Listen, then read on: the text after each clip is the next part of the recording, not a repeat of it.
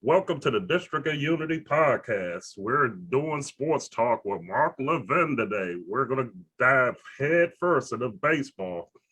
How's it going, Mr. Levin? Well, I did better than last time. I didn't interrupt you during the intro, so doing good. Well, that always helps. Yeah, because now I have experience. So there you go. And hey, we all gaining experience off of this. And how are you?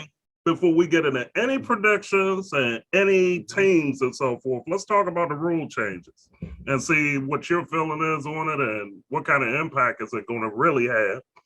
So the first one I want to get into the pitch timer, and you have 15 seconds when the bases are empty, 20 with runners on. And the violation of this rule is an automatic ball or strike. So what's your take on that? So they've been testing these rule changes out for the last couple years in minor league baseball, independent league baseball. It's one of those things that it's going to be jarring at first. It's going to probably cost a couple teams a couple games. Like right. Think about a late inning, late game situation, and someone takes 22 seconds to get a pitch off, and then they're going to have a ball, maybe walk somebody in. It's definitely an extreme rule change, but the majority of people who watch baseball just don't have attention span. Like this world, no one has attention spans for anything. So that's why they're doing this, is just to try to speed up the game for the more casual. Like for me and you, I don't mind sitting down and watching a 3.5 hour baseball game, let them do their thing.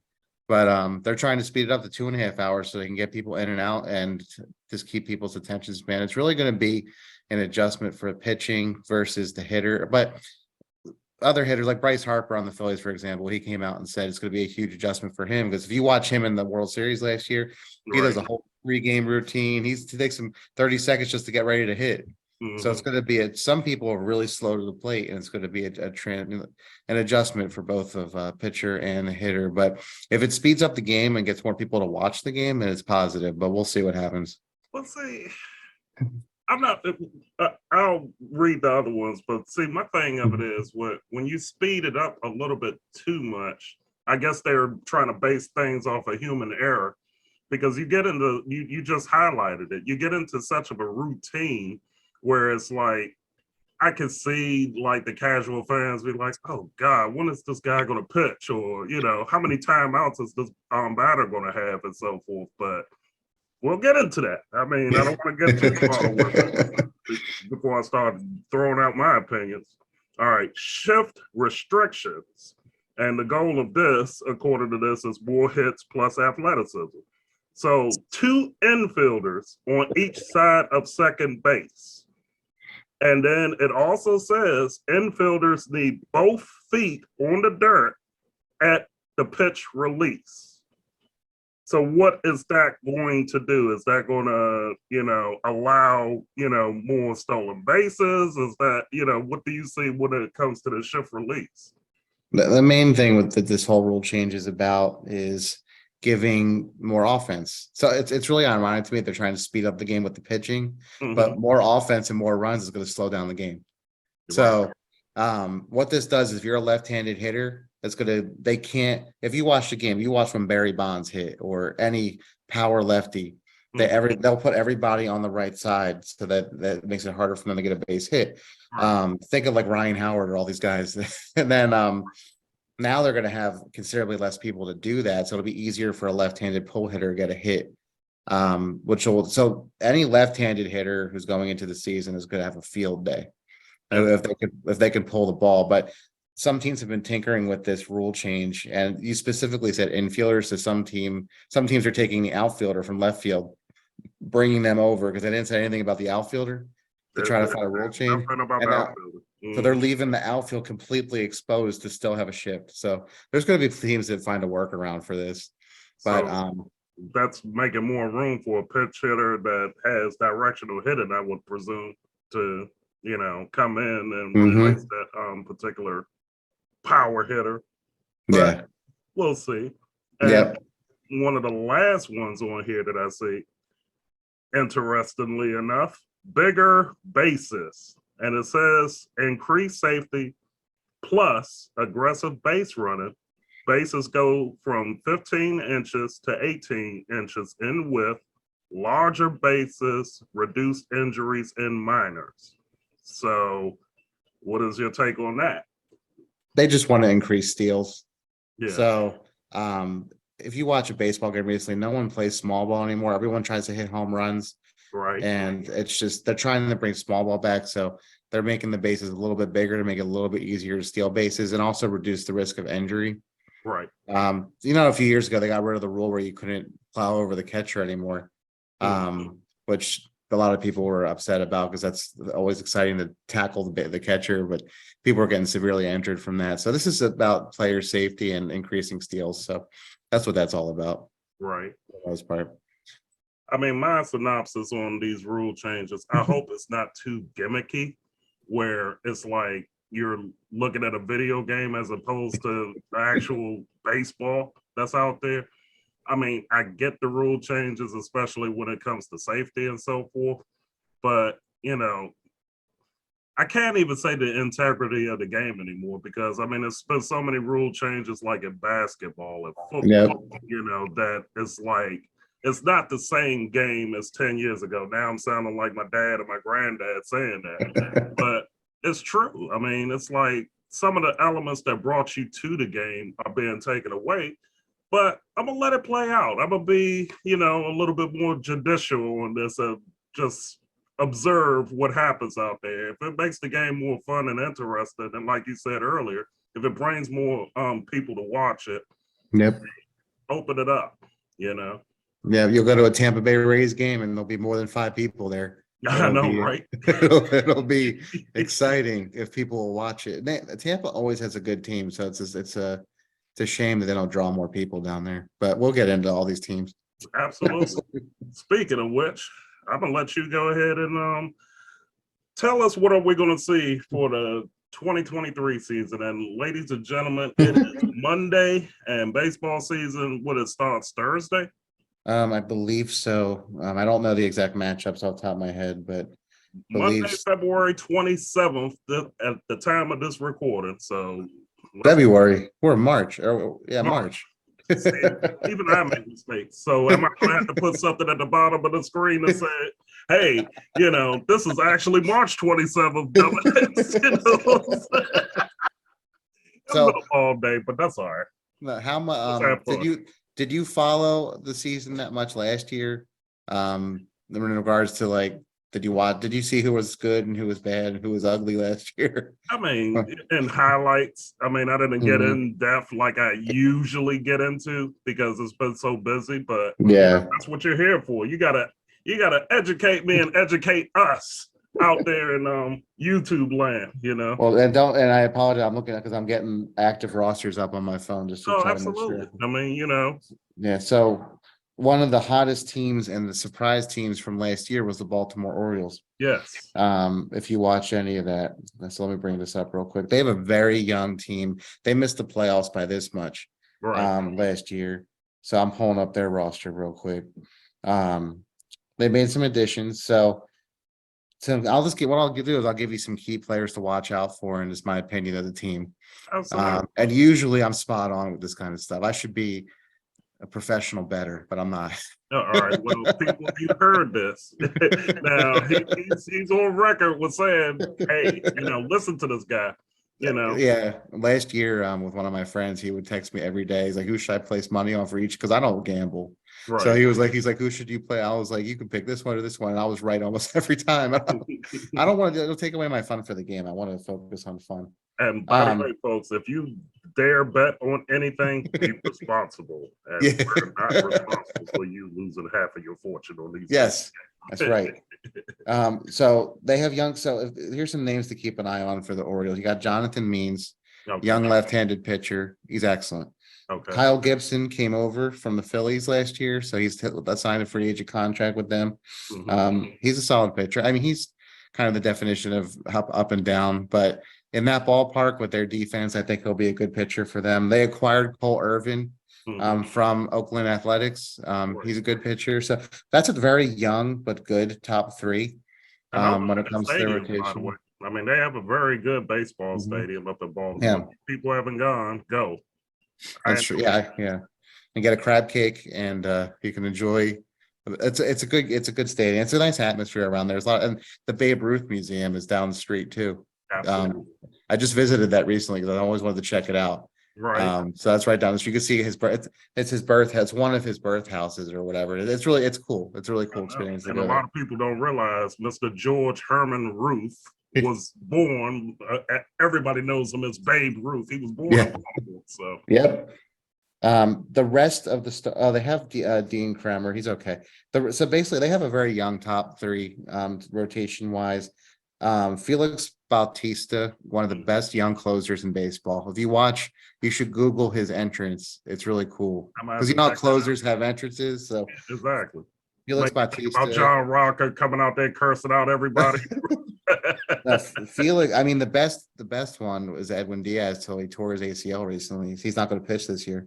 But you know, have you ever seen his with the trumpets coming out? But we'll talk. We'll talk about that. Yeah. Yeah. Well, Felix comes, he's great. And the rest of the bullpen is pretty average. So their offense, very young, very talented. They have great catching. If the name Andy Rushman, he's their premier catching prospect. He had a good rookie year last year. Solid catching. They got Adam Frazier too. Adam Frazier's good. Okay. You might know that name. He's a former Pirate and he went to Seattle. Yeah. So he's second base. They have Gunnar Henderson, who's good.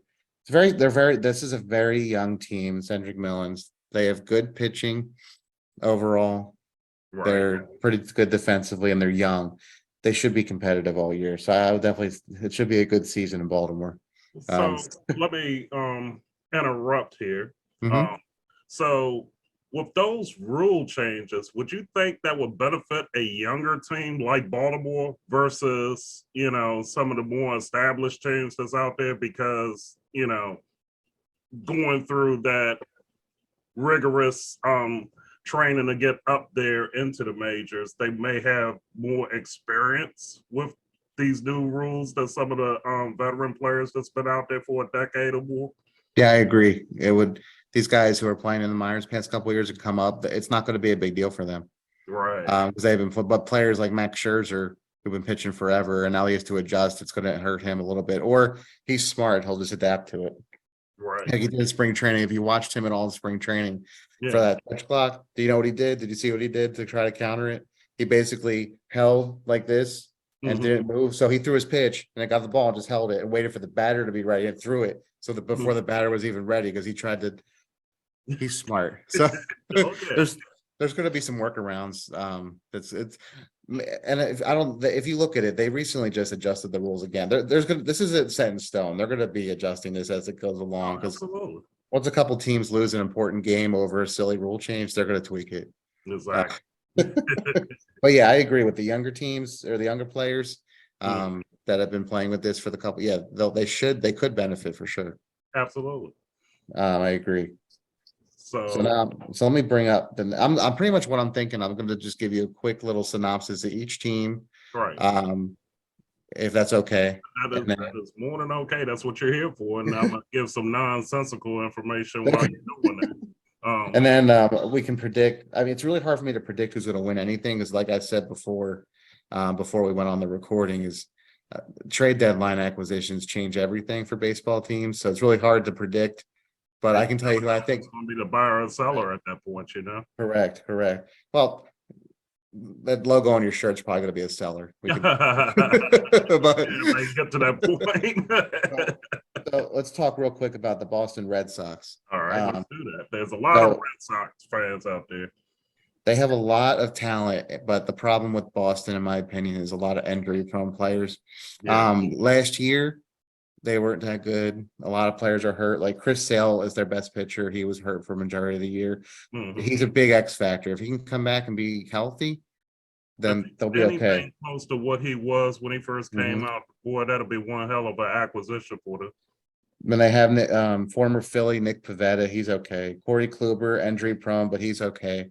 Hmm. James Paxton, another one injury prone, but he's okay. So if these guys can stay healthy, they'll have a pretty good starting rotation. Right, They just acquired Kellen Jensen, the closer, the longtime closer for the Dodgers. right. Last year he was the Brave. That's now he's the Red Sox closer this year. Okay, that'll be Um, interesting. and setting him up is a former Dodger closer, and it was Chris Martin. So Chris Martin setting up Kellen Jensen. Other than that, the rest of the bullpen doesn't really do much for me. So, Right. so they got two solid right-handed relievers. Their catching is young. When I say young, it's my nice way of saying they're not that good. So they've got some there's first I'm looking their lineup has some veterans in there, but like they signed Justin Turner, but he's at the tail end of his career. They have Trevor Story if he can ever stay healthy. Oh, they acquired Mondesi over from Kansas City Royals. He's a very fast player, good Mhm. player. Yeah, I mean, oh, they got Adam Duvall. He's okay. Yeah, this I say Boston, if their pitching can stay healthy, they'll be competitive, but they'll be better than they were last year, but they don't really do much for me. Well, do you see them as a wild card contender? Do you, Everyone's a wild card contender with 3 wild card spots. right. But I think there's some I mean, but stronger. some of them you can see out the gate. Okay, they're not going to win the division or whatever, but Yeah, they should be able to get that wild card spot. they certainly have a shot if they stay healthy. So between Yeah. Boston and Baltimore, who would you have more reverence to get? No, definitely Baltimore. Okay, Definitely Baltimore. so Boston should be folks that's improved. keeping track, Baltimore over Boston. And another interesting rule change that you didn't mention was that they have a new season alignment when it comes to playing teams. So there's going to be less division games this year. Everyone's going to see every team. So Nationals fans could finally see Shohei Ohtani and the Angels. Like, they're going to have but by doing that, they're going to reduce the number of division games. So Yeah, division games are going to be more important now because there's going to be less of them. and So what on do you top think? of that, that's more of the basketball and hockey model, Mhm. that you get to see everybody in Yep. hometown one time, and obviously traveling on the road. Some fans have never visited some of the stadiums because they never really played. I mean, Yeah. because I remember watching one time when Baltimore went out to San Francisco, and it's like, this matchup has never happened. It was like, yeah, no kidding. You know what I'm saying? So Yep. that'll give some of that essence of getting other fans traveling to different stadiums and getting to see players that they really don't pay that much attention to because they never come to their town anyway. So, Yep. and it's always about the casual fans, folks. It's not about the Yeah. diehards. The diehards already know who all the Yes. players and teams are out there, and even the coaches, the managers, and so forth. But it's the casual people that like, wow, the Phillies are on a 15-game winning streak. What's up with that? Yeah. You want to get those people involved more and more. That's what MLB is trying to do. So, Yes. I think I like it. Some people don't, but because at the end of the season, the Phillies might have to face some random American League team instead of playing the Braves or playing the Mets in an important game for the division. So, but we'll see. I think it's good to see everything, see all well, the let me teams, be ask able to you see this: the did they finally rid themselves of the DH, or did they put in the Otani rule since you mentioned him, where pitchers can actually go into the lineup now? Or I mean, it's every team has a DH now. They got the last year they had there's no more pitchers hitting anymore. so what about Um Otani? Because I mean, he really wants to hit. oh yeah, well him had they had a specific role where he could pitch and hit. Mhm. I think that they still have that in place for him. I don't know. I don't think there's any other pitchers that can hit like him. Right, Otherwise they may have done it more of I think they have the special exception for him. right. Um, but they don't have that rule in place in the video game, which is annoying. If you because you have to pitch or hit with him, you can't do both, which is annoying. But Which version do you play? Are you a PC guy? PlayStation 5, Xbox? I have everything. I I have, because I got a whole set of yeah, everything over there. yep. I got a PS5, an Xbox Series S, and a Nintendo Switch. The only difference is I got the X versus the Yeah. X, but Well, I was trying to save a little bit. So I got that. Right. But yeah, I just ordered the new baseball game, so I'm ready to try out the rule changes myself, see how they feel. that'll be awesome on a video game. So Um, give us another team to watch there. oh yeah. Now, let me talk about the New York Yankees a little bit. By the way, I love New York Yankee Stadium. Oh yeah, I've been a new and old one. They're both great. Yeah. So they acquired Carlos Rondon over in the offseason, left-handed starting pitcher. Right. Match him with Garrett Cole, Nestor Cortez. Luis Severino did get injured recently, but he'll be back. But they have a very strong top of the rotation. Nestor was great last year. If you watched any of the Yankees, he was in the Cy Young, they have a very strong starting pitching. Their bullpen, their closers, former Pirate Clay Holmes. He's pretty good. There's a lot of former Pirates who are great. I think the Pirates are gonna be better, but we'll talk about that. I kind of feel bad for the Pirates because every time they get good, it's like somebody's always poaching their players away, Well, that's their ownership, but yeah, obviously, but still. Their bullpen is pretty average, to be honest with you. They have a good closer, but their bullpen doesn't do a lot for me. Catchers are pretty good. They have Anthony Rizzo now, longtime Cub, if you remember him. I definitely remember. DJ LeMay, they have a strong lineup. I'm looking at they're starting a rookie at shortstop this year. Anthony Volpe, but he's pretty good. He had a really good spring training. We'll see if he can carry that over. But long story short, they got Harrison Butner from the Cardinals, so they're a very solid team. So are you going to win the division? Most likely, probably, but I wouldn't count Baltimore out. The difference is the Yankees have the experience and Baltimore doesn't. Right. But Baltimore's young and hungry, so they should. I think the division might come down to them too. Just the experience versus youth. Everybody. New York Yankees, Baltimore. And we'll see who gets injured. Okay, good. I hope I hope you keep track. Someone's got to keep track. And real quick, I'll just go through the next two teams in this division because, I mean, just to cap just to cap off this division. Let me just get the depth chart. So Tampa Bay and Toronto are the last two. Tampa. Even though I got to watch the national show close to the stadium. So, and you can tell me if you think I'm right with this because you're probably more familiar with these players than I am. Go for it. Now Shane McClanahan, is that how you say it? He's great. He's a great pitcher.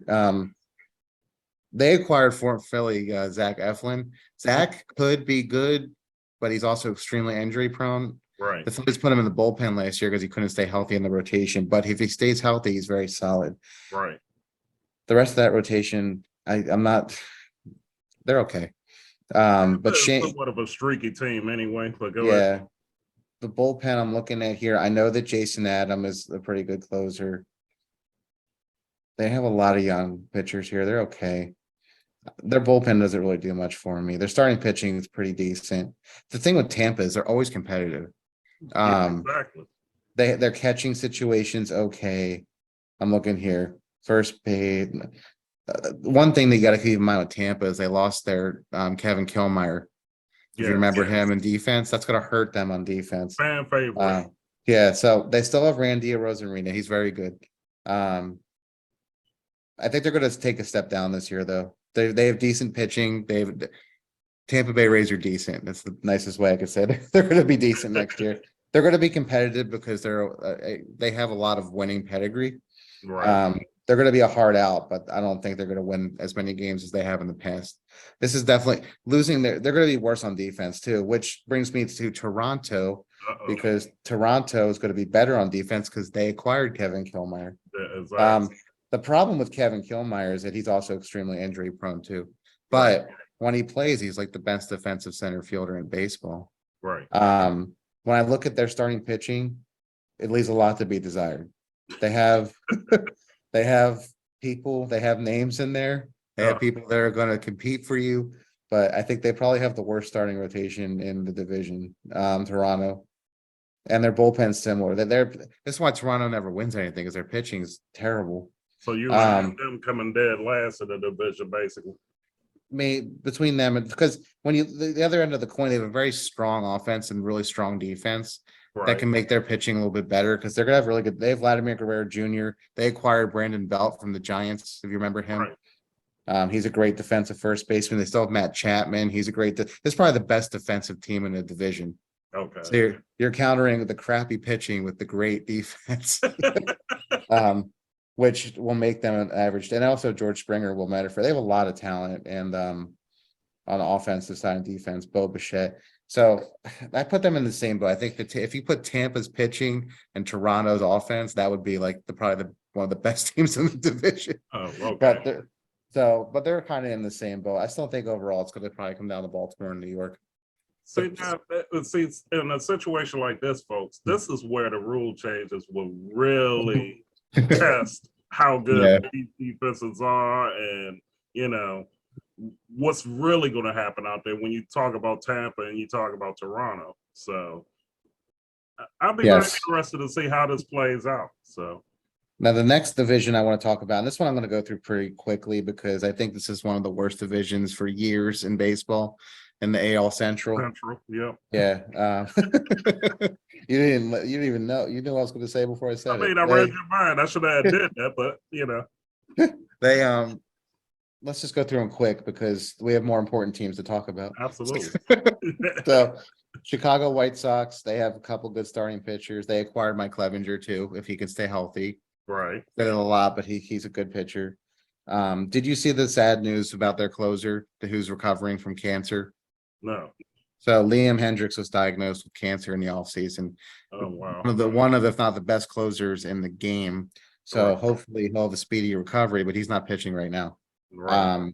They do have a pretty solid bullpen, but it really does hinge on his health. Yeah. Of how they do. My prayers to you, sir. Yeah, catching's okay. They have Tim Anderson. I mean, they have Elroy. This team doesn't do anything for me. They're okay. All right. Don't put the White Sox on your list, folks. Not unless you want to see their average stadium too. I'm actually heading out to Chicago this year for my birthday weekend to see Wrigley Field, so I'm really excited about that. I've been to Wrigley. What was that in the 90s? Yeah. That hasn't really changed much. I've never been to Chicago, so I'm excited to check that out. Great food there. I'm not getting over for you. I'll let you enjoy it, but I gotta get that on record. Great food. Oh, that pizza. So I'm ready to try it. That's right. If you look at Cleveland Guardians baseball, the Guardians. Yeah, I know the Indians, Guardians, whatever you want to call them. Let's just talk about Cleveland. So they have a couple good starting. I mean, if you know anything about Cleveland, Shane Bieber's great. Mm-hmm. But the rest of their rotation does leave a lot to be desired. Zach Plesac's okay. Aaron Caval's pretty good. But you compare that to other teams in the American League, they're not the strongest. Mm-hmm. This is a lineup. Their bullpen, they have a closer in Emmanuel Clays. He's pretty good. But their big acquisition to their offense last year. They have a very solid offense. Their offense is led by Jose Ramirez, who led the league in hits last year. For the most part. They acquired Josh Bell. You remember him? Yeah, I remember him. Yeah, I think he was a national. Yeah. Yeah, he went from the Nationals there. Yeah. Yep. So he's now the starting first baseman for Cleveland. Yeah. He'll help them out. They're better than average, but like they're a bunch of teams. It's like a lot of solid players on the team, but no superstar. Exactly. That's kind of what Cleveland is. Consider them a surprise last year? Yeah, a little bit. I consider any team that compete that pitches or plays well in the Central a surprise team. Mm-hmm. It's just a really, really weak division. Here's a team I think might surprise some people actually this year. Let me just see how their team looks. It's the Detroit Tigers. Yes. Yeah, they don't have much on their pitching. Matthew Boyd's okay. They sorry, Pete's trying to eat my cord. Pete, no. Peter's making an appearance again, folks. Yep, every podcast he'll be back. So yeah, their pitching's pretty bad. Their bullpen, they traded their best relief pitcher to the Phillies, and we'll get to that later. They Right. acquired some good young players in the Phillies, and Matt Vierling and Nick Maton, who were excellent. And former Oriole Jonathan Scope is still playing baseball, still there. They have Javi Baez, and I believe this is the last year for Miguel Cabrera. Yes. He announced his retirement, so I think they'll play inspired for him. But unfortunately, they're not very talented. I'm looking at this team. I think they're going to play hard. They really compared to other teams, they're just not that talented. Right. So let's move on from Detroit. So far, I haven't been glowing for any of these teams. That's all right. Say the best for last, right? Well, there's two more in this division. Just my phone just acted up. Sorry, let me go back here. Here's a team. Let me ask you, could you name more than 3 players on this team off the top of your head? The Kansas City Royals. All right. So let's do Greinke. Let's do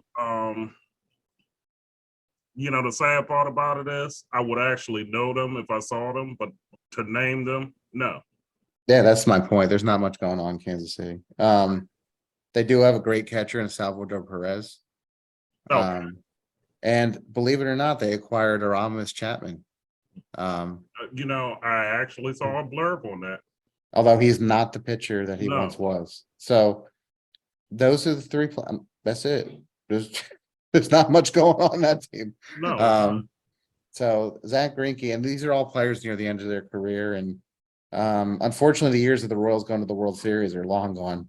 So that could, I think, based by what I'm looking at here, they're probably a last place team in that division, but they play hard. Don't see a lot of Kansas City fun this year. The last team, and usually the most solid team in this division every year, is the Minnesota Twins. Right. So they got Sonny Gray. Their pitching's not as good as I thought either. They're okay. This is just a division of mediocrity, my friend. This is So this goal. Minnesota's going to come out of that division. I don't even know. Looking at their lot, looking at every team in this division is an easy. Whoever wins this division is going to be knocked out by the Astros immediately, or whoever plays them in the playoff. They did acquire Joey Gallo, if you know him. Right. He's a good home run hitter. They had. Did you see all the fiasco of Carlos Correa in the offseason where he signed to the Mets and then he signed with the Giants, and then they both said you're not healthy enough to play, and he ended up going back to the Twins.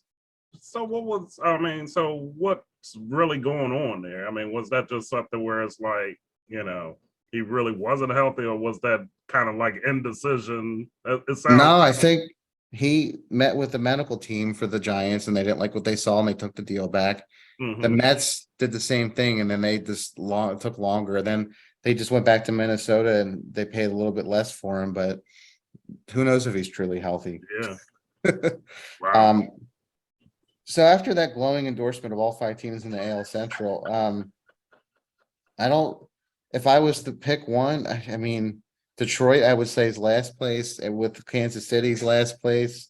The Twins, the Indians, and the White Sox, they'll just compete for the best of the worst division right there. Well, I guess on my end, folks, if you want mine, even though it means absolutely nothing to anybody else, I'm going to pick Minnesota. Yeah, I mean, and like I said, we could see how these teams end up, and some could get some good trade pieces, and them be more of a viable contender. We'll see, but I think any of those teams a World Series team. Right. So then that was as quick as I can get through a division for you. Well, hey, keep it up. Let's talk about Houston. So they beat the Phillies in the World Series. As you can see, I'm a Phillies fan, but I got over it. The better team won, even though we all know about their cheating fiasco a few years ago. They beat the Phillies fair and square. They're starting pitch now. They lost Justin Verlander in the offseason to the Mets, and we'll talk about them in a little bit. Right. But their pitching's lights out. Like their bullpen and starting pitching is still unbelievable. Right. They have the same pitching they had last year. They just lost Verlander. That was it. Right. No one can compare it to their pitching right now. They acquired Jose Abreu from the White Sox to be their new first baseman because their old first baseman is now playing first for the Marlins. But we'll talk about that. Exactly. Yeah, they don't have a weakness. Everyone knows who's on the Astros from last year. They're the same team minus Verlander, and they added Abreu, so they're going to be easily competing for the World Series again. Absolutely. Which hurts my feelings because they beat the Phillies, but it is what it is. There's They're no still crying in baseball, Mark. no. I was just happy they got there. I got to go. I don't think did I tell you I went to 3 playoff games during that run last year. And how was it? How was the I went to atmosphere? Was electric over there? yeah, we went to every game 3. I went to every game 3 of I went to the LNCS and the World Series game 3. They won all the game 3s. So That's a good stadium. But now, was I with you guys when I went there? I'm trying to think. we went to a Nationals game, I think. Yeah, okay. But Yeah. I went to a Phillies game, but that might have been another set of folks that I went with. So but they so yeah, but it was a great atmosphere. I was there for that game with the Reese Hoskins home run. We threw the bat down. right. Yeah, every game I think Schwarber had a home run. I was at. He's great, but we're almost to the National League. We'll get there. Yeah. Stay on topic. Did you watch the World Baseball Classic, by the way? I was watching highlights of it. So did you see that the final bat was Ohtani versus Trout? Yes. So, and I saw a funny quote. It's like, could you imagine if Ohtani and Trout were on the same team? What could they do? Right. And because that's the Angels, and they never win with them. So, when I look at the Angels, they have a strong starting pitching led by Ohtani, Patrick Sandoval, Tyler Anderson. They're good. This team reminds me of Cleveland just because they have a lot of pieces that aren't superstars, but they do have 2 superstars in Trout and Ohtani. So I think they're going to be improved next year. Their bullpen's pretty solid. No one really stands out to me, but they're solid. They got the Phillies' best prospect last year when they acquired Brendan Marsh for Logan O'Hoppe. He looks like he's on their roster this year. Yeah, Trout, Ohtani staying there. No. He's going to be baseball's first $500 million player in the offseason. I just hope he doesn't go to the Mets. Yeah. That's my. Yeah. I think I'm very scared that the Mets are going to sign him because their owner doesn't care about how much it'll cost. But no, if Ohtani's smart, he's going to cash in and he's going to go to the highest bidder or to whoever he thinks is going to help him win. But he is the face of baseball, and they have to get him absolutely. Out. I agree. His career is dying in the Angels, and if they don't win this season, Mike Trout's going to be considered a failure. He's like the best player in baseball. If they don't win this year, or at least get to the playoffs this year, people are going to stop saying that about Mike Trout. That's all I'm saying. Unfortunately, like the next Joey Votto, kind of like disappear in one place and so forth. Yep. Now, to one of my personal favorite teams, that's going to be this might be the worst team in baseball going into next year. This team might be worse than Detroit, and the team I'm speaking of is the Oakland A's. Yeah. I actually went to a live game there too. That was the saddest live, and it's a shame because they're just like the Rays. They usually compete. They just have a horrible stadium. Yes. That stadium heads at the ceiling. Birds are like going to the bathroom above you. Like it's one of the worst places ever, man. And it's funny because like a half hour away is Giant Stadium, which is one of the best places to see a baseball game. Go figure. I mean, that's just like Washington and Baltimore, me with my nonsensical information that everybody loves and hates. But when the Nationals started playing at RFK Stadium before they built their stadium, it was just like RFK had a lot of history, obviously, with the Redskins and so forth. But man, that stadium is trash. And you go up to Baltimore and their stadium, classic baseball stadium, great field, everything that we just mentioned before. But it's all about the experience, and it's only 45 minutes away from DC. So same thing with Oakland and San Francisco. Not that far from each other. One is heaven, one is hell. I think the most controversial thing I could ever tell you about baseball is in my opinion, I think Camden Yards is a little bit overrated. Yeah. I've been to 3 games there, and every time I've been there, I'm like, it's nice, but if the warehouse wasn't there, what makes it so special? That's kind of how it like, because it's just a normal baseball stadium with a warehouse in the outfield. Right. Um, so, but I know that's the stadium that started Yeah, started the I know what you're trends. saying. I mean, because I could also have a retort with another stadium that's close to there, and I'm talking about the National Stadium. Yeah. It's the most corporate stadium I've ever been to. I mean, it just feels like you're forced to watch baseball there. It's Yeah. like it's hard to describe that atmosphere there. It's like, man, it's a nice stadium. Everything looks good, but it's just something about it that's just like you're not. You don't feel like you're going to a sports event there. Well, because they have a parking garage in the outfield. So it's kind of like Yeah, maybe that's what it is, but it's still yeah, chilling. I understand that. I remember that. I Mhm. all I can tell you is that they have a couple of old major league players in the A's, but there's not one player on here worth being excited about, and it's sad. So I think that this team is getting ready to move out of Oakland. If they can't secure a stadium deal, that Mhm. team is going to move to Las Vegas soon. So we'll see. And Um, I don't know if they're trying to tank the season because there's nothing to be yeah, excited about with the Oakland Athletics this year. They are going to lose many games. man, sorry. Especially in that division. Because every team in this division but the Ace has been gotten better for the most part. Um, so let me bring up my phone's being a little bit slow. I apologize. Yeah, that's sorry. That's Um, why I try to bring up these nonsensical facts to the distract the viewers um, out there. another team that's very similar, but they did make the playoffs last year to the Baltimore Orioles, the Seattle Mariners. Yes, They pushed the Astros to the brink in that short playoff series they had. right. Um, they should compete again this year. Um, so just some names to keep an eye out as you. They have Luis Castillo, who's great. Robbie Ray's great. Starting pitching. Marco Gonzalez is great. Um, they have really solid bullpen. I'm looking through here. I know that they acquired one new player. Oh, they got Colton Wong. He's good. Suarez is good. Former Philly great JP Crawford is there. Um, oh, they got AJ Pollock. Okay, he's okay. Their superstar is Julio Rodriguez, so that'll be good for more baseball to see him. Right. So they can understand how great he is. Oh, they acquired Teoscar Hernandez from the Blue Jays. That's who I was thinking of. So they're a very solid team. Seattle definitely is going to compete next year for a playoff spot. It's unfortunate that they're in the same division as the Astros, or they'll probably be better. So let me see.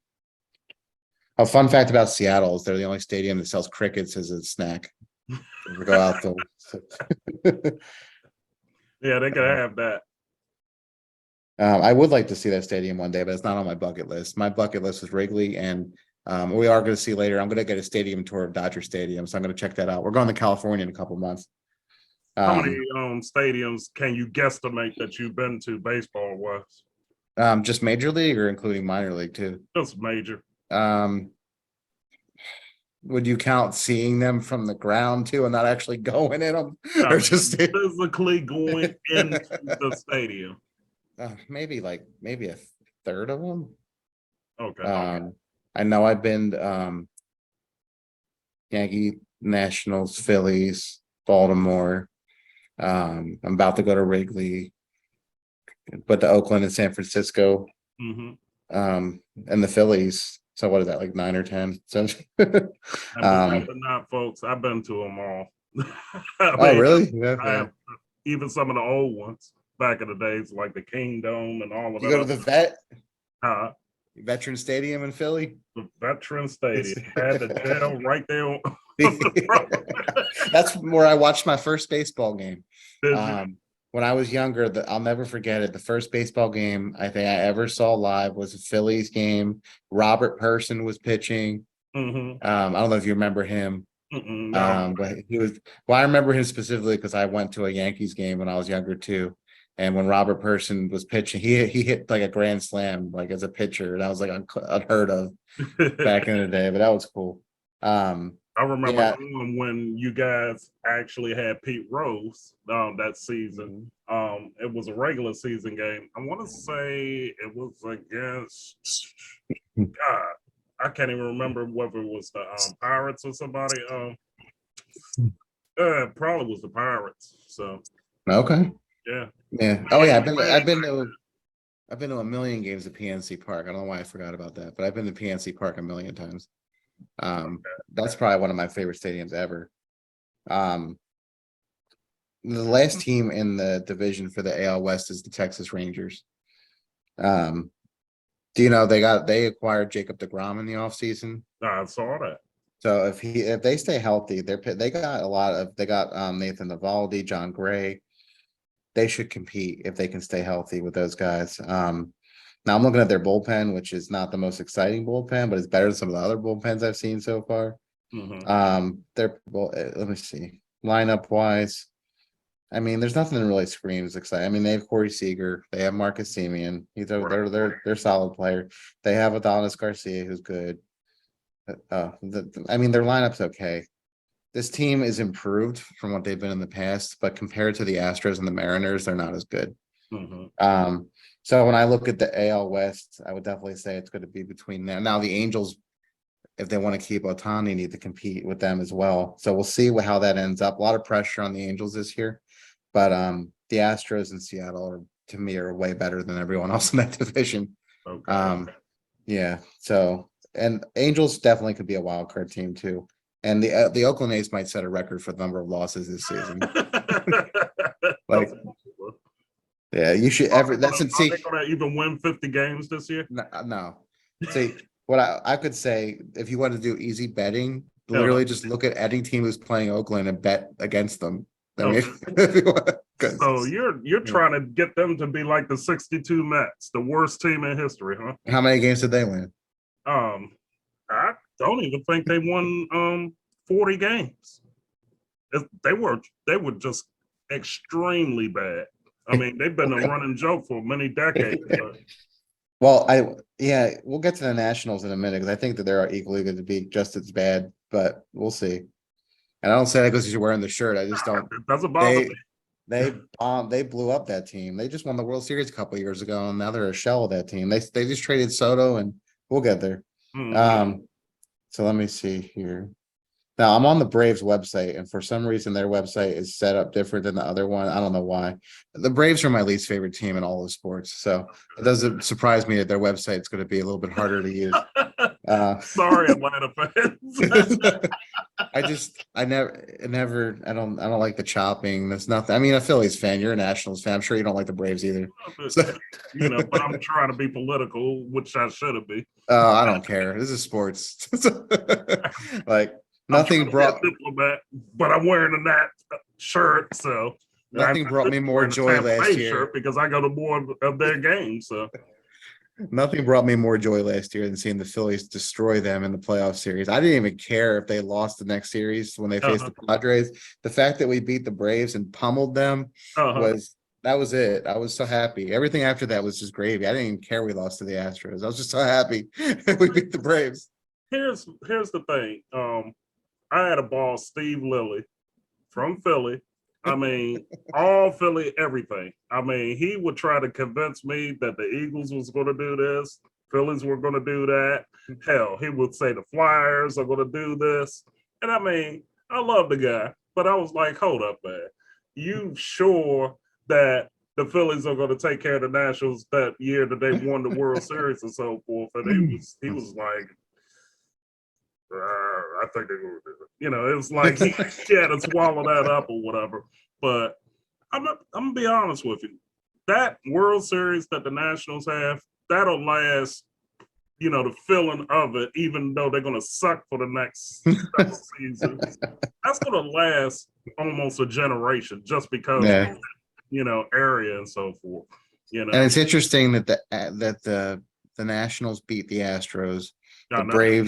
The Braves beat the Astros. The Phillies lost to the Astros because they learned from their mistakes against those two teams. Exactly.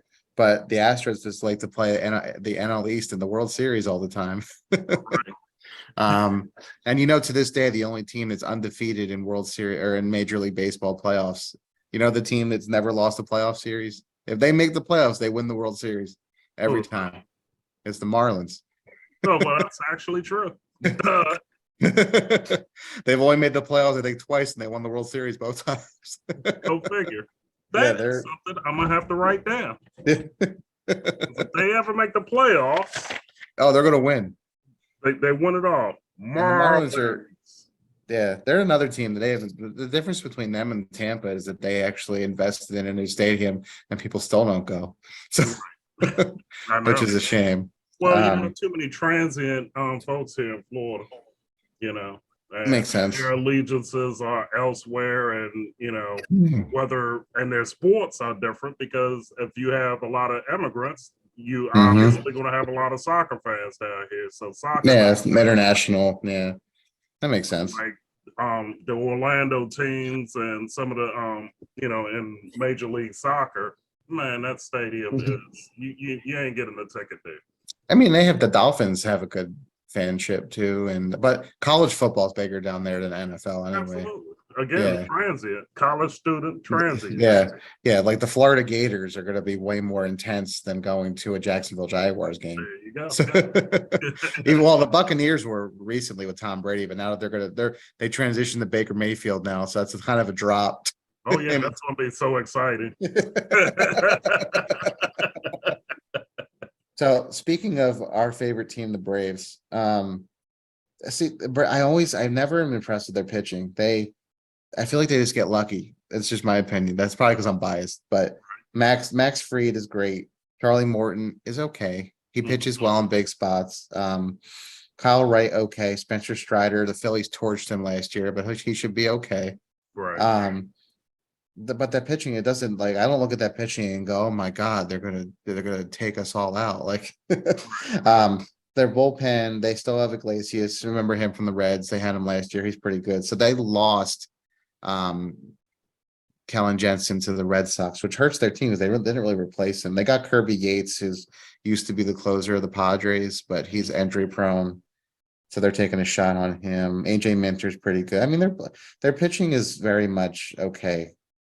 Well, one biggest note I will say about the Braves, I've always thought, over the past several decades, they've been one of the most well-managed franchises, regardless of the players that they acquire or lose. Yeah. They were always steady Eddie. You kind of knew what you was going to get with them. Yeah, and it kind of is the point. They didn't really do anything this offseason except for acquire the Oakland A's best player, which was Sean Murphy. Right. And that's a catcher. So they didn't even need Sean Murphy because they have Travis d'Arnaud, who's a great catcher. Absolutely. So the reason they did that is because d'Arnaud will probably walk next year, and then they have Murphy there as their catcher for the next 5 years. Exactly. But this year they have great catching. Their offense, they let Freddie Freeman walk last year. They didn't lose a beat with Olsen. Matt Olson's great. So the Braves have been really taking some of the best players from Oakland recently. Right. But I mean, their lineup's solid. They have a lot of good young talented players. I don't think it's a coincidence that they won the World Series when Acuna got hurt, and then he played last year and they lost. Because Acuna, he's a great player, but he's just I think he's a head case. Right. So if he can grow up a little bit, I think that he would be better. But there's nothing. See, the Atlanta Braves, when I look at their roster, they don't scare me. I think that they're a solid baseball team. Right. But nothing about Atlanta strikes fear. Like the Astros, you look at that team, you're like, every single pitcher is an ace. You look at this team, you're kind of just like, they're good, but it's kind of like what's his name, Greg Maddux, when he pitched. You feel like you can hit a home run off him every time, and you go a comfortable over 4 against them and lose. So because they're a competitive team, but I don't know. They don't. I think they'll compete because they always compete, but nothing about them really scares me. I don't know. What do you? I don't know. Do you feel the same? I don't know. The thing with the Braves, and I'm taking decades of history with the Braves. I mean, no matter how many times you count them out, they're always in one way or another. If it's not their pitching, they get solid hitting. It's always like they do what they need to do to get in, and and once they get streaky, they're scary. And that's the thing about the Braves that bothers me every time. It's like you don't know what you're going to get from them, but once they get on, they're on, and they are a tough out for anybody. So I don't know. I could see them getting in and causing hell like they normally do. Unfortunately.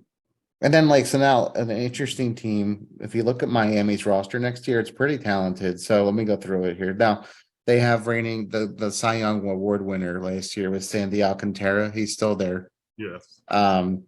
They did acquire Johnny Cueto, which is surprising to me that they have him, and then they have a couple of young people in their rotation. Their bullpen's pretty young. But as usual, they're going to probably compete. Catching's good. They got Gene Segura from the Phillies. He's going to be their starting third baseman this year, it looks like. If you remember. And then they have the MLB, the show cover athlete, Jace Chisholm, Jazz Chisholm. Jazz is good. I mean, they have a lot. They do have some talent. They're not going to be an easy out. That's what's always annoying about Miami. It's like you go down to the pit of despair with no fans with this good team that's scrappy, and then that's why you lose down there. I know, right? Have you been to the Marlins Stadium? You said there it's yeah. quite a few times. See that's I would like to see that, but it's like I feel like it'd be depressing because no one's there. But it's an electric atmosphere there. Yeah, You know, unlike Tampa, it's like there. It's a nice stadium. It's all right to take a date there. It's like you and your woman there, and it's like, you know, it's just you two in that area. And you can tell her everything about baseball and so forth, and she can actually hear you. So now we'll get there. On the other end of so this is an interesting team to talk about is the New York Mets. Yes. So they are trying to replace Jacob deGrom with Justin Verlander, which you're going from an injury-prone best pitcher in baseball to a very steady, non-injury-prone pitcher who's on the decline. Yeah. So it's going to be interesting. The Max Scherzer and Verlander, former teammates in Detroit, reunited in New York, but they're both 40-something.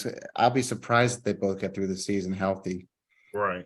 Just with how many innings they have. But then also their third best pitcher, Jose Quintana, he's already hurt and he's out for months.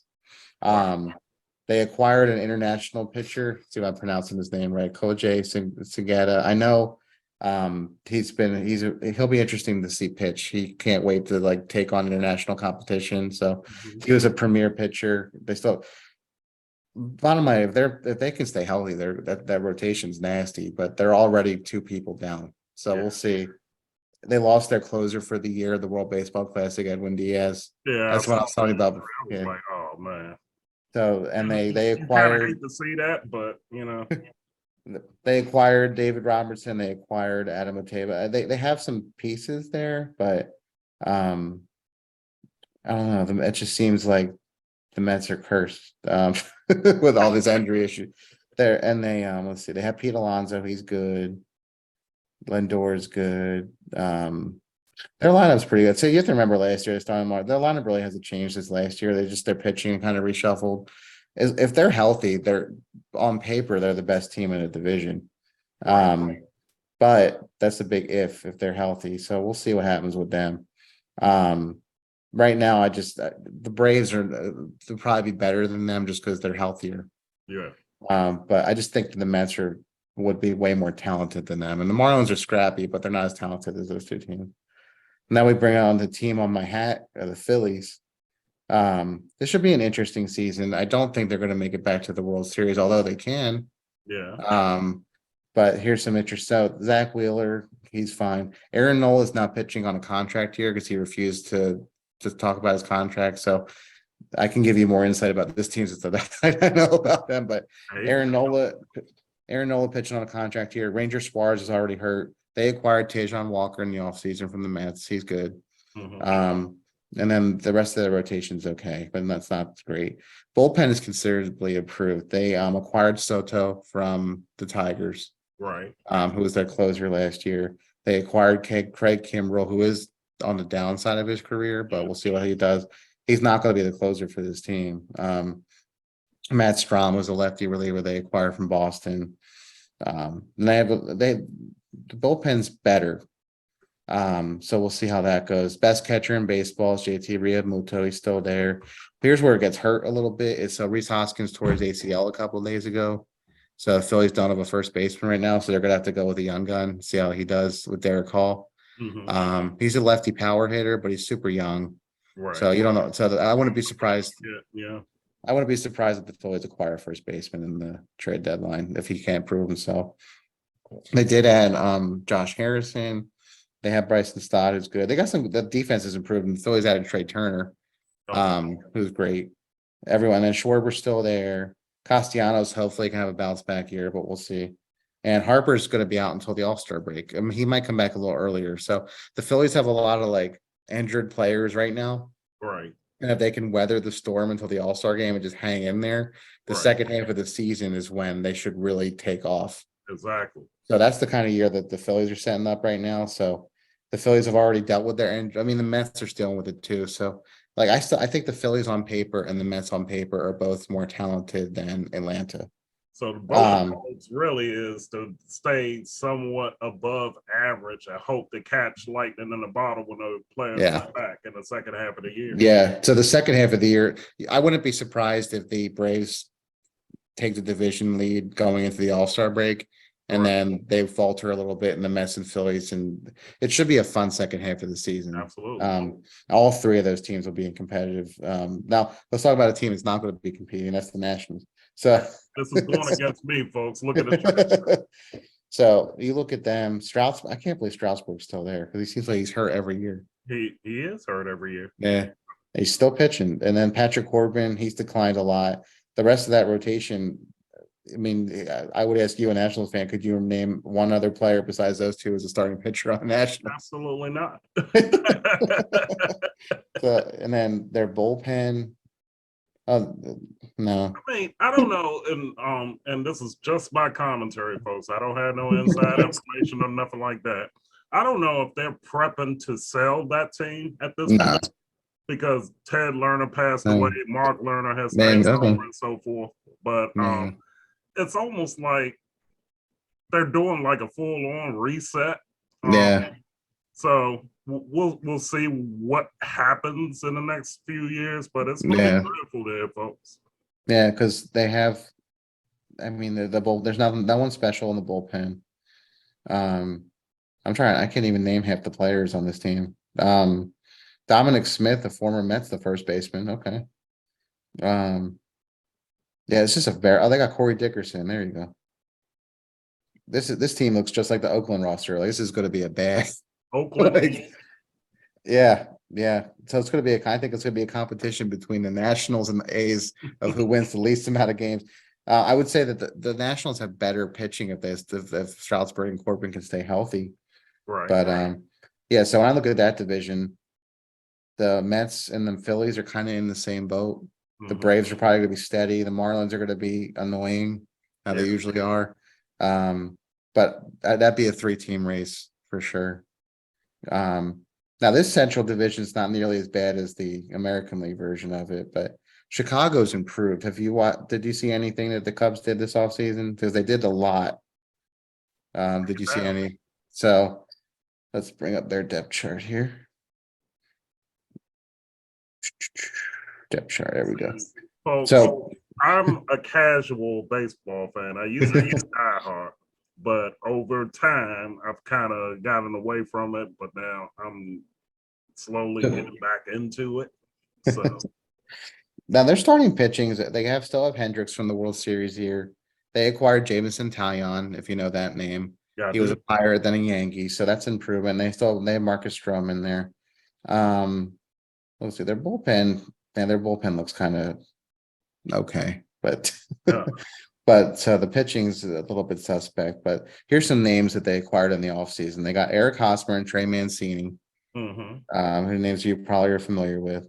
Yeah. They got Dansby Swanson from the Braves, so the Braves never replaced him. So that's, I think, a thing that's going to hurt them a little bit. Okay. So Swanson's their new shortstop. They also got Cody Bellinger from the Dodgers. Right. They did a lot of movement in the offseason, so they're definitely going to be improved. Whether that means they're better than the Cardinals, no, but they're improved for sure. St. Louis should probably win that division. St. Louis is like a juggernaut in that division. They win all the time. Oh, absolutely. Another team, this is another basement team this year, but they might be a little bit better. The Cincinnati Reds. So the Reds acquired one player off the top of my head. I know they got it was former Padre great Will Myers. Huh. If you know that name. That's a wow. They have Incredible some. Wilder. Hunter Green is a premier pitching prospect. They have some good pitching prospects here. They have Edwin Diaz's brother as the closer. So even though his older brother got hurt for the season, Alexis Diaz is their Mhm. closer. So we'll see how he does. Um, but yeah, they still have Votto. They have Will Myers. I mean, they'll sell tickets and have giveaways. They'll have a season, but there's nothing, nothing really to get excited about with I Cincinnati. wouldn't bet on them getting a wild card or anything like that. No, It's no. going to be too competitive, especially in the East. And Yeah, and like this team, the Brewers, let me see. I know that they have been very competitive the past couple years. Um Milwaukee, yeah, they have Corbin Burns, who's one of the best pitchers in the National League. right, Um the rest of the pitching rotation's okay. Devin Williams, he's lights out closer for them. right. If you remember last year, they had Josh Hader, then they traded him to the Padres. They got in return off the top of my head, but I know that left-handed pitcher they also got Trevor Rogers, and then he got signed with his brother out in San Francisco. So their bullpen is actually weaker than it was this year, is what my point is. Um, their lineup's okay. It looks like they still have Christian Yelich, if you remember that name. I do. Um, but yeah, this team looks But considerable. I They're mean, still bigger. I can see them Milwaukee, and this is a prevalent thing, folks. They're streaky, as well. They're one Yeah. of those ones they'll lose like 4 in a row, then they'll win like 8 in a row and stuff like that, and they're always like on the verge, and you know, I will say, looking at their roster compared to other ones, that might not happen this year. They look like they lost some talent, so I'm not sure. We'll see what happens, but perhaps Christian Yelich might be a trade piece this offseason if they falter in that division. absolutely. But they might not, just because it's just between Chicago, who's going to be improved, but not that improved. Mhm. So it might just be between the Cardinals and them, or the Cardinals might just easily win this division. Right. When Here's my interesting take. I think that this team is going to be a little bit better than people think in the Pirates. Maybe that's just wishful thinking on my part. But they have some good young pitching. They did acquire in the offseason Vince Velasquez and Rich Hill. Nothing to write home about. They're over, but they're veterans, so we'll see. They have an all-star closer in David Bettner. He's really good. Mhm. The rest of the bullpen is not, but they have a good closer. They have a good defensive catcher. They acquired Carlos Santana. They acquired Austin Hedges, if you know these names. Yeah. Um, Brian Haynes is good. Oh no, Cruz is electric. He's a great young prospect for the Pirates. Okay. He's the guy who could throw across the diamond like 110 miles an hour and he hit home runs. So he could benefit from the shift rules. Um, watch out for him. He's a great player. And they also brought back Andrew McCutcheon. Andrew McCutcheon is a Gotcha. pirate again. My God. So such a long term player. My goodness. Yeah, this might be his last year. I don't know. I think the Pirates How make many him years he has? Like 15 or so? so yeah, and he played for a bunch of teams, but Yeah. the Pirates they have a better roster than some of the teams we talked about. So we'll see what happens. We'll see what happens with that one. You got me looking up on McCutcheon here. Yeah, I'm excited to see him back as a Pirate this year because he spent the last couple of years in New York and San Francisco, and he signed a 1-year deal with Milwaukee last year, and they just missed the playoffs. But it's if something feels right about him being back in Pittsburgh. Oh, absolutely. So that could be a feel good team this year. We'll see. I don't think they're going to be as bad as they've been in the past. Mhm. But when you look at a team like the Cardinals, they have no chance. So like I'm looking at their lineup and their pitching is easily this so far. This is the best starting rotation overall I've seen in the division. Um, their bullpen's good. They're catching. So Yadier Molina retired. Pujols retired last year, right? Right. So they've replaced that. They have Wilson Contreras, who used to be the Cubs catcher. Mhm. Um, they still have Goldschmidt. They still have Nolan Arenado. I always like Goldschmidt. Yeah, this team's easily the best team in the division. So yeah, Cardinals should win the NL Central easily. Okay. The NL East is going to be a dogfight. And it usually is. And I'm going to throw it out right now to my preseason prediction. I'm going to say that the Pirates are going to compete for a wild card spot. That's going to be my big. Well, that's a pretty strong take there. And I'm going to compare your predictions with some predictions that I have right here. Yeah. Okay. All of the divisions there. Yeah, we're almost done. We got one more to go in the NL West. Absolutely. So let's go through that one real quick, and then we'll wrap up with whatever you wanted to say with that one. So Arizona Diamondbacks. Let me bring it. So they got some talent. Zach Gallen is an awesome pitcher. They still have Madison Bumgarner. Their bullpen is pretty suspect. Their lineup. Let's see, Christian Walker, he's good. I mean, this team's okay. There's nothing really super exciting about the Arizona Diamondbacks. No, not at all. But they'll compete, but no. And then another team I'm going to talk to you about right now is going to be bad as the Rockies, but that's a stadium I heard is beautiful, Coors Field. Yeah, Mile High City. Very windy. Yeah, I mean that makes sense.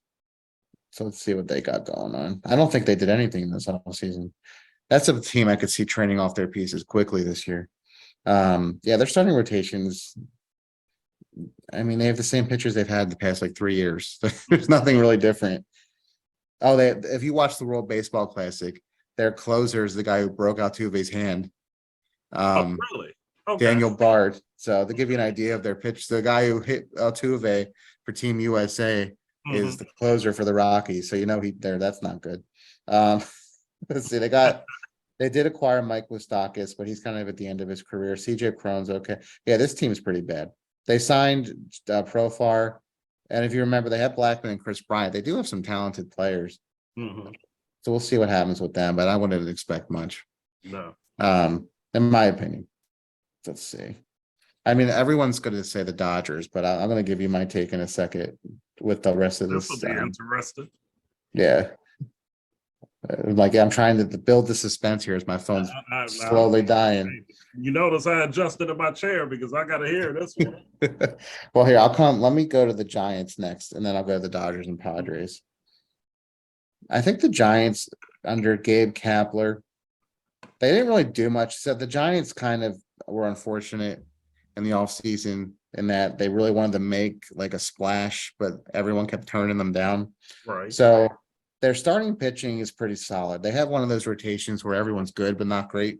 So I mean, the biggest piece they acquired was Sean Menezin, who was an Oakland A's pitcher for a long time. They're pretty good. Their bullpen, so they have the Rogers brothers. They have Taylor and Tyler. Tyler's who I was talking about before. I think I messed up his name, but you don't have to edit that. But their bullpen's pretty solid.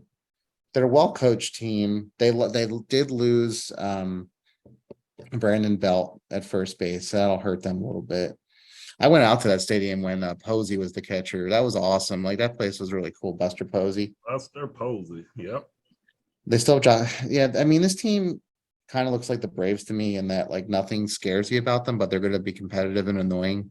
Exactly. That's kind of what the Giants look like to me. But I could see them competing for a playoff spot. I could also see them losing out of the playoffs. It really could depend how their overall pitching performs.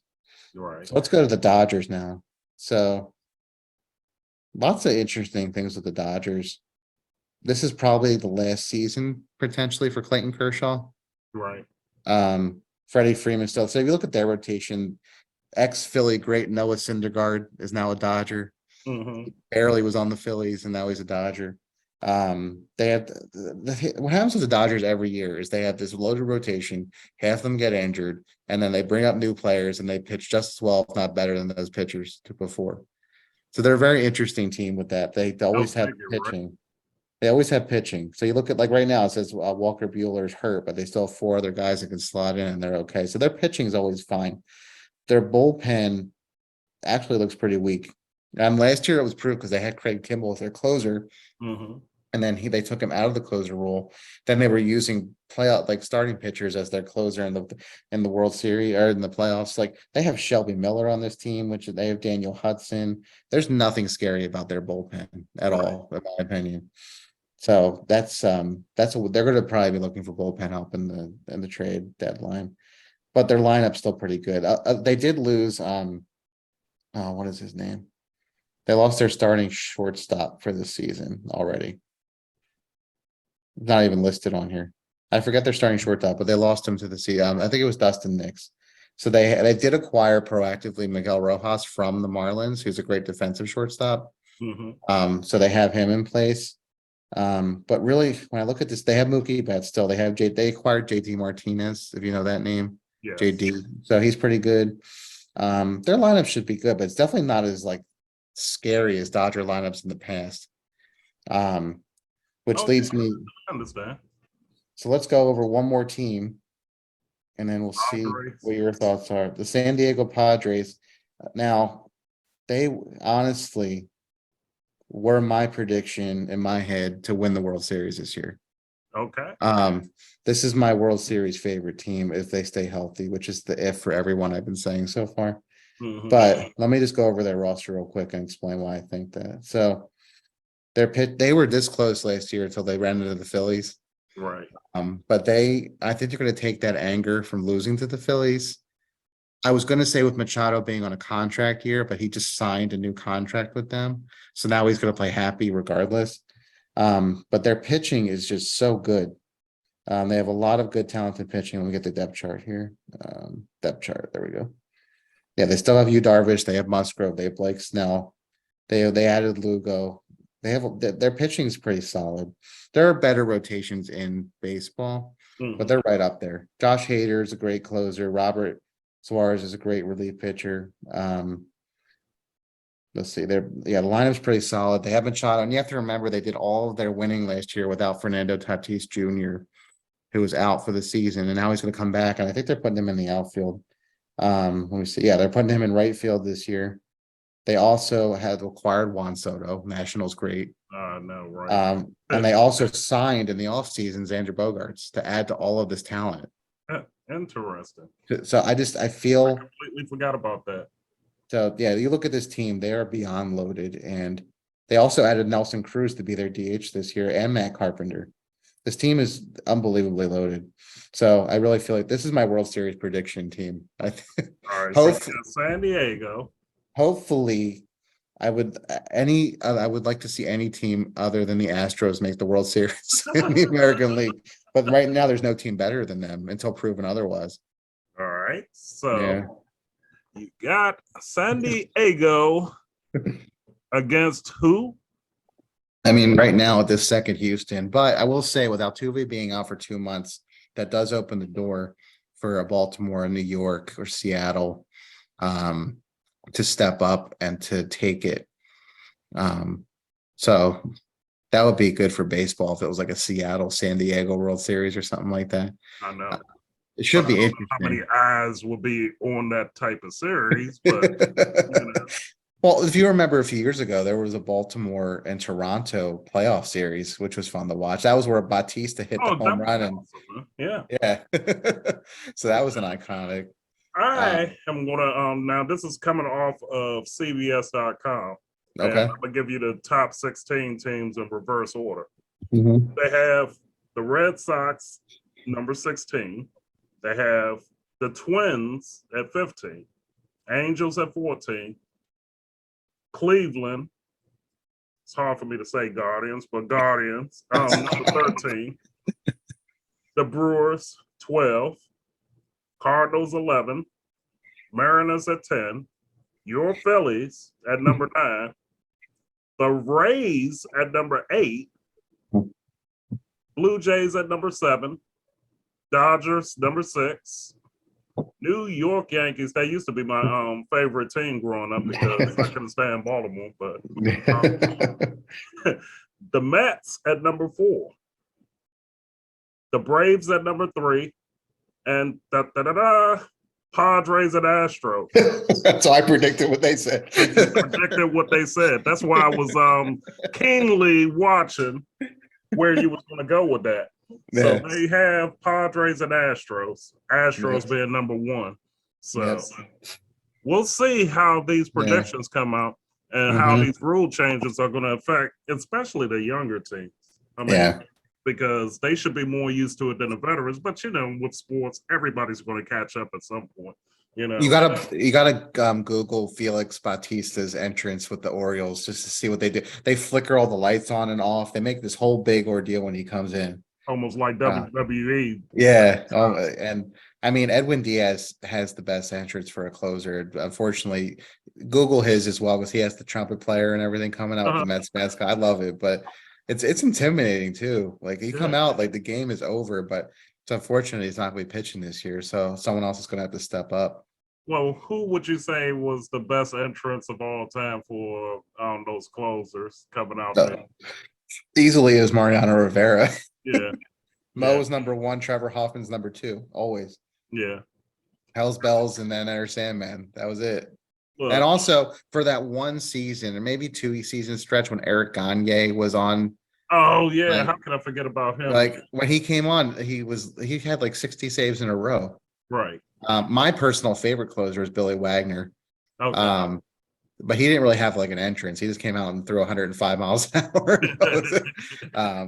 But yeah, like best entrances, like Edwin Diaz is great, but Mo is the best of all time, and then Trevor for sure. I mean, this ain't the best, but I used to just laugh whenever John Rocker used to come out there. I mean, he used to just come out there like cursing everybody out like Steve Austin as a heel or something like that. Yeah, that was funny. But yeah, but hopefully with these rule changes and everything, it'll get more eyes on the sport and it'll get me to actually watch a little bit more baseball this year. But I'm definitely going to a few Miami games and Tampa Bay games, probably more Tampa than Miami because I'm closer, but I'll be there in the stadium. Well, I'll tell you, I'll be paying off my playoff run for last year for years to come. So I'll be paying off all the money I spent for World Series tickets, and I know I have tickets to one Phillies game right now. I'm going to go to a Cubs game. I'm going to go to a Pirate game, and that might be it for me this year. Maybe a minor league game or two, but I got to save some money. Now, do you even play fantasy baseball or anything? I used to, but that's more work than fun because that's a daily update. Because it's just a constant. If I do fantasy baseball, I usually win because people stop paying attention after a few months. Oh yeah, it's so labor intensive to do. Yeah, fantasy football I've never won, but I know I try it. It's just that's such a crapshoot and a luck with football, and I don't do any other sport. I know that they have fantasy for all the sports, but I've never done it for. I've only done baseball and football. I do the weekly ones on Yahoo because they have the golf, the soccer, and I've signed up for the MLB one, so I already did my weekly, and I guess everybody's out there, you know. I know I was in your fantasy league last year, and then like I forgot my password half the time, so I couldn't log in and change my lineup. Don't worry about it. I mean, you know. All right. So, in case you people were wondering, which y'all not, but I'm gonna tell you anyway. This is who I have for this week, and mind you, the fantasy side of the house is always salary based. I guess they give you like $200, or you got to put all these players in here. So my pitchers for this week is Ohtani and Urias. So, and remember, this is salary, folks. So just have to bear with what I have. So I have Thompson in the outfield from the Dodgers, McCormick, Pham from the Mets, Crawford, who is listed as day-to-day. So what the hell happened to him? Which one, JP Crawford? Well, yes, Jake. Don't ever. Baseball players are always listed as day-to-day. It's a day. Everyone's hurt. They said something about his foot or whatever. Yeah, they might miss a game or two, but if you do like a weekly lineup, it's fine. Muncy is my third baseman from the Dodgers. Segura with Miami, the second baseman. France from Seattle, Stevenson from Cincinnati. And hey, I did this based off of salary, folks. Obviously, this is not my complete set lineup because I think this is for. I'm trying to see what day is the roster actually due. Thursday at 4:05 p.m. So that might change, Thursday morning or whatever. But it's always a weekly ones that I do, Yeah. pick up the lineup for the week, just like the football one, even though we had a fantasy league last year and so forth and so on. But outside of football, I cannot get fully engaged with fantasy sports like that because it is just too long of a season. Well, and the easiest way to predict a winner for baseball, if you ever do like fantasy or betting or whatever, is to just look at the next day starting pitching matchup. That's what I always base it off of. Exactly. I just say whoever has the better starting pitcher is who I would bet it with. I would say is going to win. And that usually works like 75% of the time. It's not always going to work, but it works most of the time. So that's kind of how I always get a feel for that kind of thing and see who's playing hot, who's due for a loss, who's playing a doubleheader, stuff like that. Flow is everything in baseball.